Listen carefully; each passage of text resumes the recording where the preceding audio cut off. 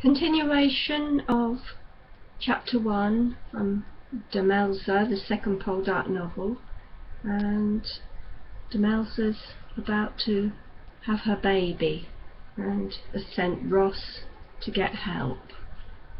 He pushed open the door on the other side of the landing and went across to the bedroom where Judd and Prudy slept.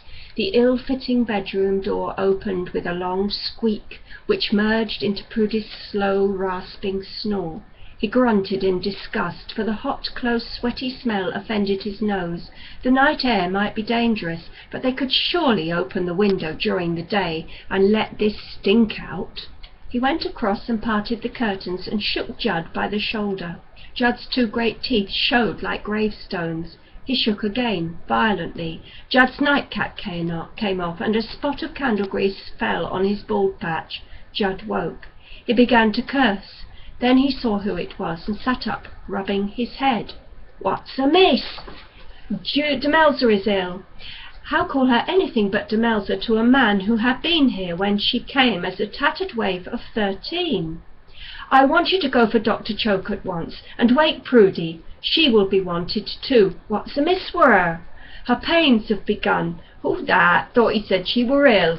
Judd frowned at the piece of cooling tallow he had found on his head. "Prudy and me could manage that. Prudy to know all that sort of panjandle. 'Tisn't a hard thing to learn. Why, there's always such a dido about un. I never can conceit. 'Tisn't easy, mind, but once you've gotten the knack. Get up." Judd came out of bed, knowing the tone, and they woke Prudy. Her great shiny face peered through its tangle of greasy black hair as she wiped her nose on the corner of her night rail. "Oh, my dear, I'll see to the mite, poor maid." She began to fasten a pair of filthy stays over her shift. "I dunno how it was with my mother. She telled me how 'twas when I was on the brew. Shifted I had, moved I had. 'Twas a cruel, chronic thing, they said. A weak, ailing little mouse, and nobody believed I'd see the christening pot." "Go to her as soon as you can," Ross said. "I'll get Darky from the stables. You won't want her saddled." "Maybe I can ride bare-rigged that far," Judd said grudgingly, "though if once you to make a slip in the dark, like as not you're pitched off your head, and then snap goes your neck, and where are you?" Ross ran downstairs. On his way out he looked in at the new clock they had bought from in the parlour. It wanted 10 minutes to 3. Dawn would not be long. Things were so much worse by candlelight. In the stable he delayed to saddle Darky, telling his fumbling fingers that every woman went through this. It became a commonplace of their existence, pregnancies following each other like the summer seasons. But he would see Judd safely off. If the fall slipped, he might be hours. He would have gone himself if he could have trusted the painters, alone with Demelza. At the front of the house, Judd was fastening his breeches under the lilac tree.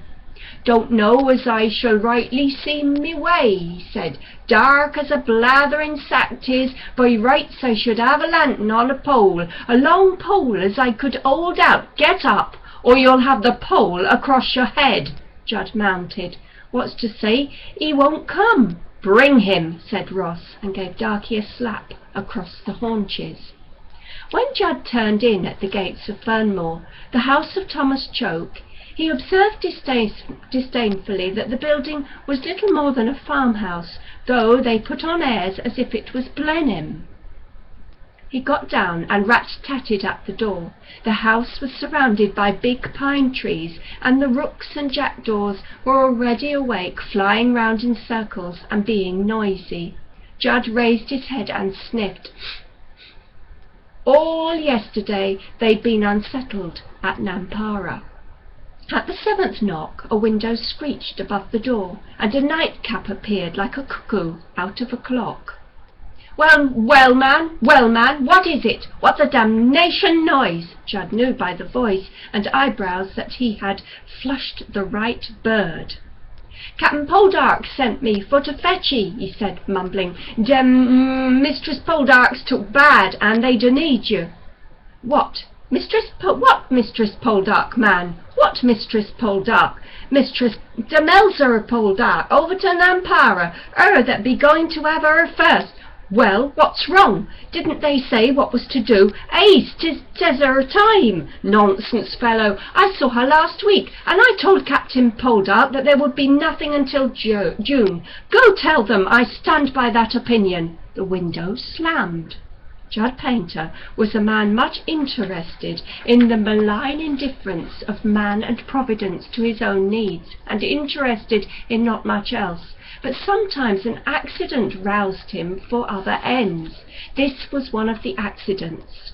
From feeling disgruntled at the simpering softness of Demelza and the misplaced harshness of Ross in turning him out on a bitter May morning without so much as a tot of rum, he came to reflect that Ross was his master and Demelza one of his own kind.